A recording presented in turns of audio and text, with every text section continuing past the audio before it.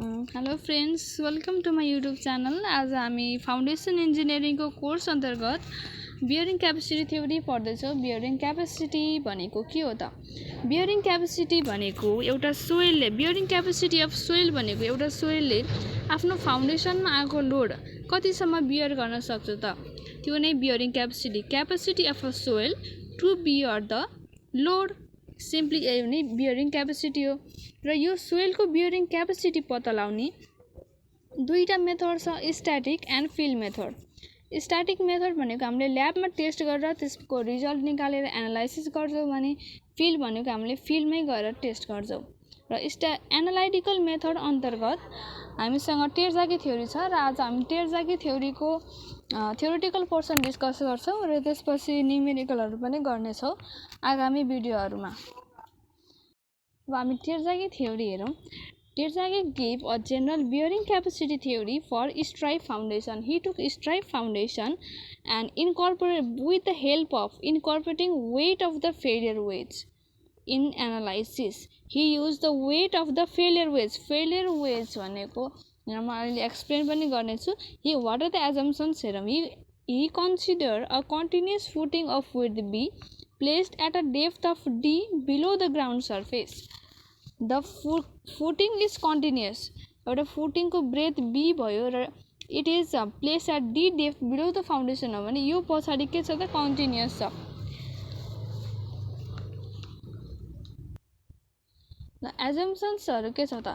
एजम्पसन्स the soil is homogeneous, isotropic and coulombs law of shear strength is valid. Soil homogeneous छ, यो सिम्पलै भयो। The footing is continuous and has a rough base.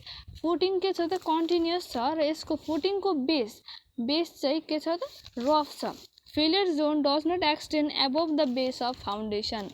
हाम्रो failure zone जुन यो फाउन्डेसनको depth D भने र यसको यो हाम्रो फेलियर जोन हो। यो अहिले म एक्सप्लेन पनि गर्छु यो कसरी हुन्छ भनेर। र यसको चाहिँ यो हाम्रो डेप्थ D भन्छ, यो बेस त यो भयो र यसको जोन चाहिँ फाउन्डेसनको डेप्थ भन्दा माथि चाहिँ जाँदैन भनेर एज्युम गरिएको छ। Shear resistance of the soil above the base of foundation is neglected. Shear resistance पनि नेग्लेक्ट गरेको छ। Soil above the base of foundation is replaced by uniform surcharge. Uniform surcharge load act गरिरहेको छ भनेर भनेको छ। Principle of separation holds good. Okay म यो थ्योरी कसरी डिराइभ भएको छ म एक्सप्लेन गर्छु। Soil is assumed to fail along the surface AEDGFB भनेको मतलब यहाँ फिगरमा पनि देख्न सक्नुहुन्छ। फेलियर कताबाट हुन्छ त? AEDC, यहाँबाट यसरी C, GF फेरि B। यहाँ यो चाहिँ हाम्रो के हो त? फेल हुने सर्फेस कहाँबाट फेल हुन्छ त? The failure surface consist of 5 zones. Zone I ABC is an elastic zone. 5 वटा जोन छ भनेर कन्सिडर गरेको छ र यो भनेको हाम्रो zone I ABC is an elastic zone. Zone second compromise the wedge along the BCG and ACD। BCG हाम्रो यो पोर्सन जुन छ यो भनेको सेकेन्ड हो र यतापट्टि पनि सेम हुन्छ, सेकेन्ड हुन्छ। John second compromise the wedge along ACD and BCG, यो दुईटा जोन सेकेन्ड छ र जोन थर्ड भनेको AED and BFG, John third. र यहाँ के भनेको छ भने यो elastic John first is elastic John second भनेको चाहिँ नाइदर यो चाहिँ मिडियममा पर्यो। यो थर्ड जोन भनेको चाहिँ प्लास्टिक भनेपछि यो भनेको चाहिँ बीचमा पर्यो। र यो कसरी टेर्जाकी थ्योरी डिराइभ भएको छ यो हेरौँ त। The soil is assume to fail along the surface AEDCG। या फिगर मैले फेरि अर्को पेपरमा बनाएको छु। यो बेस अफ द फाउन्डेसन भइहाल्यो, यो डेप्थ अफ द फाउन्डेसन र हाम्रो फेल कताबाट हुन्छ भने AEDC, यो फेलियर जोन भयो र C बाट GFB यो हाम्रो दुईटा के छ त फेलियर जोन भयो। The failure surface consist of 5 zones. Zone first भनेको एबिसी, 5 वटा जोन छ। जोन फर्स्ट भनेको एबिसी भयो। जोन सेकेन्ड, यो जोन सेकेन्ड हो, यो दुईटा। यो चाहिँ जोन थर्ड। यो इलास्टिक जोन, यो प्लास्टिक जोन, यो दुईटा प्लास्टिक जोन र यो दुईटा चाहिँ ट्रान्जिसन जोन भयो।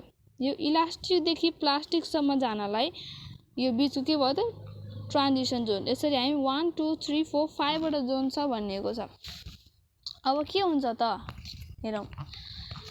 वेन लोड एक्ट, फाउन्डेसनमा लोड जब आउँछ त्यसपछि when footing is loaded on the wedge ABC sink into the ground as an integral part of footing and remain in the elastic state।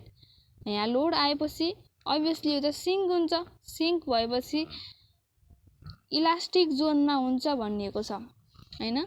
Due to adhesion and cohesion between the base of the footing the straight boundaries AC and BC of this zone are inclined at an angle 5 with the base of the footing। यो हाम्रो यो जुन यो मेरो मैले यहाँ set गरेको portion छ यसलाई फेरि इलाबोरेट गरेको फिगर यो हो एबिसी। र जुन यो दुईटा यो हाम्रो दुईटा साइड छ, यो दुईटा बाउन्ड्री भनौँ, यो दुईटा बाउन्ड्री चाहिँ 5 एङ्गलमा के छ त टेल भएको छ भनौँ, इन्क्लाइन भएको छ हैन। यो बेस अफ द फुटिङ नै हो। यो बेस अफ द फुटिङ यो डेफ नै हो। यो चाहिँ 5 एङ्गलमा छ भनेर भनिएको छ।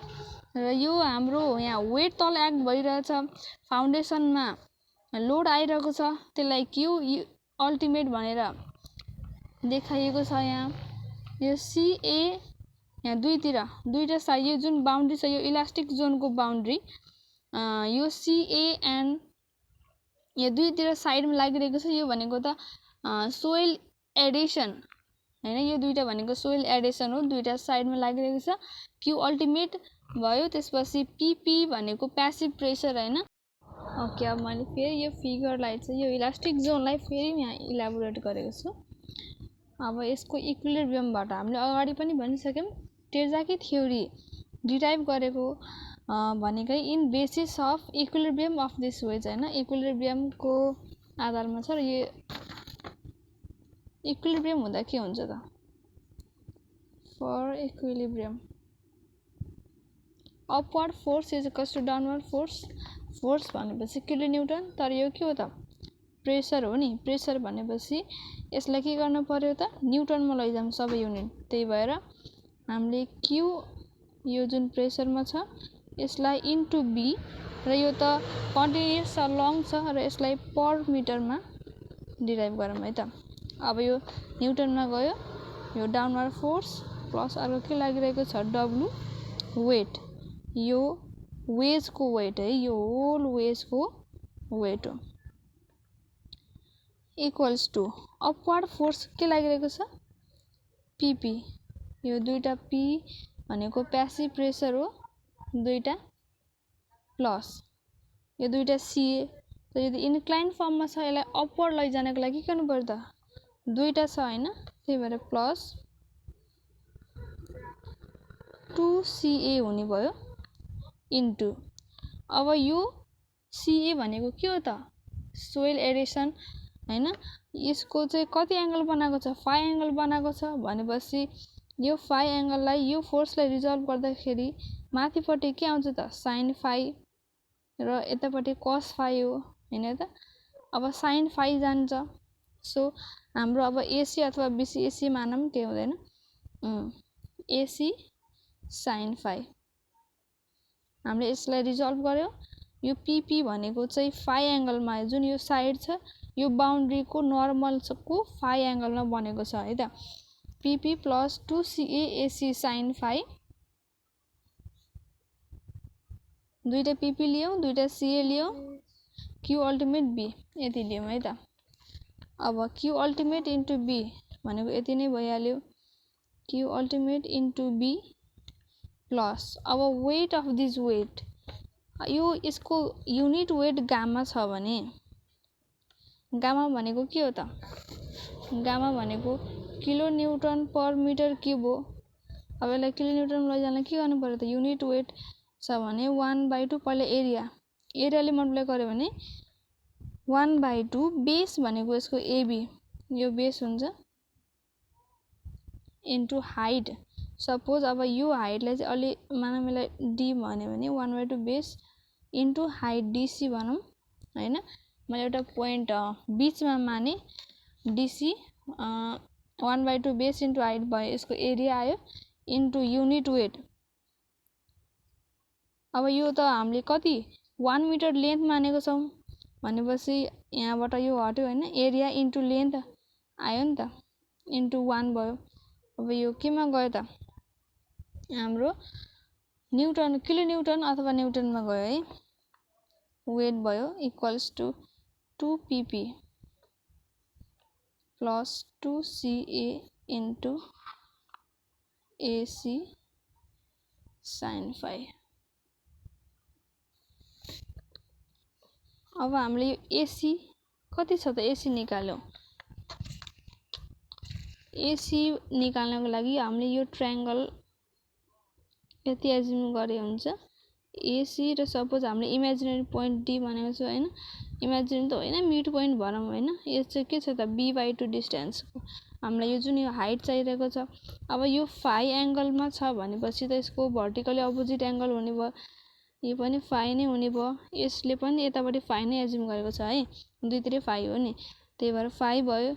अब हामीले यो हाइट चाहियो भनेपछि tan phi भनेको sorry cos phi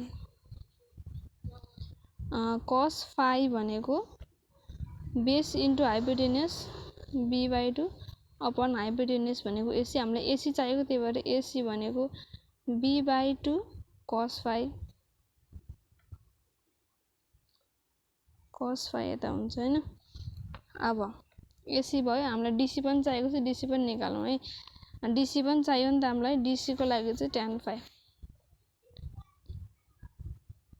tan phi equals to p/b perpendicular DC by base भनेको b/2 भनेपछि डीसी भनेको के भयो त हामीलाई जुन चाहिएको हाइट डीसी भनेको b/2 इन्टु tan phi यो चाहिँ इन्टु tan phi हो नि त माथि गयो। यो चाहिँ हाम्रो एसी भनेपछि b/2 को अपनमा आएको भएर तल आएको है। Don't get confuse here confuse त हुँदैन भए पनि। अब q ultimate into b plus 1/2 ab भनेको त हाम्रो जुन बेस भइहाल्यो यो b नै भयो हैन। विड्थ इन्टु डीसी हामीले अघि निकाल्यो b/2 tan phi डीसी निकाल्यो into gamma equals to 2 pp plus 2 ca into ac भनेको b/2 cos phi माथि sin phi छँदैछ। अब फाइनली q अल्टिमेट हामीलाई q अल्टिमेट चाहिएको हो। अब एकचोटि यसलाई के गरौँ भन्दा q अल्टिमेट अब सब यो b छ नि यो b लाई चाहिँ उताबाट लैजाउँ है त। q ultimate equals to 2 pp/b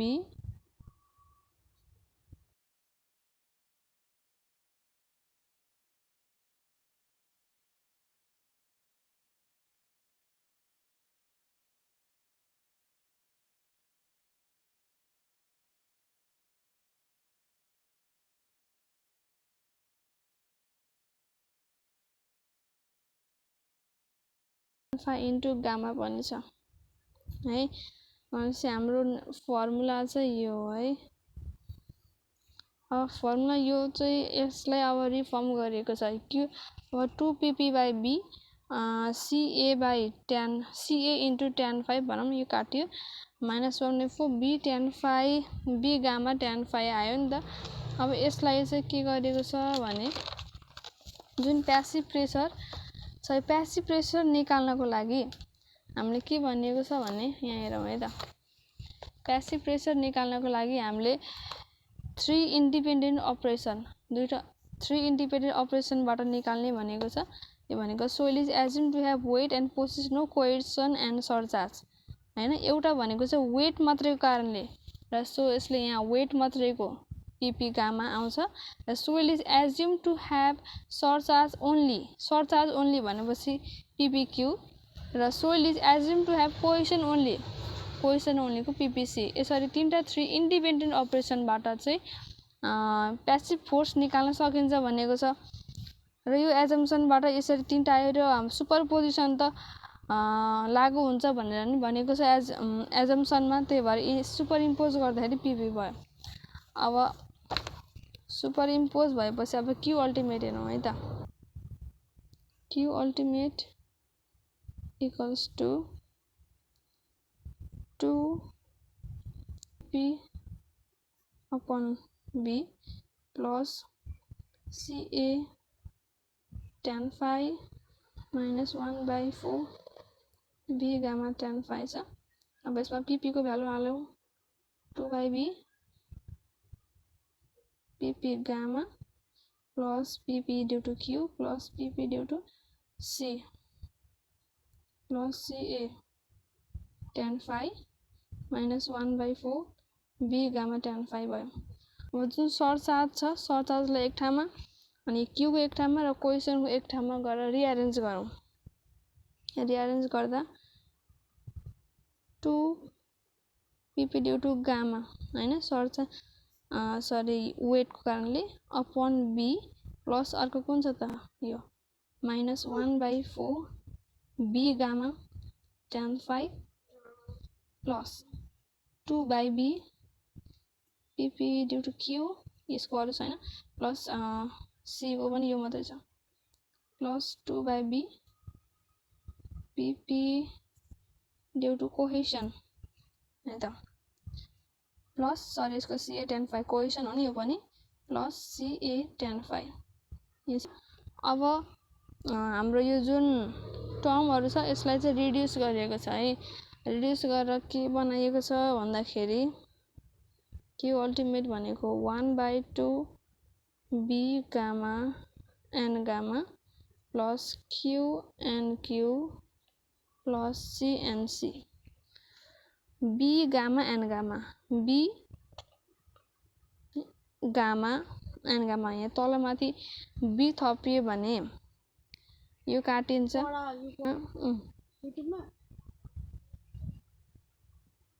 4PP gamma upon gamma B square minus tan phi n Q भनेको 2PP Q by Q into B देखिए स्क्रिन में भनेको 2PP into C by V into C plus tan phi। अब 1/2 B gamma n gamma भनेको यो term भयो P gamma B minus 1/4 B gamma tan phi।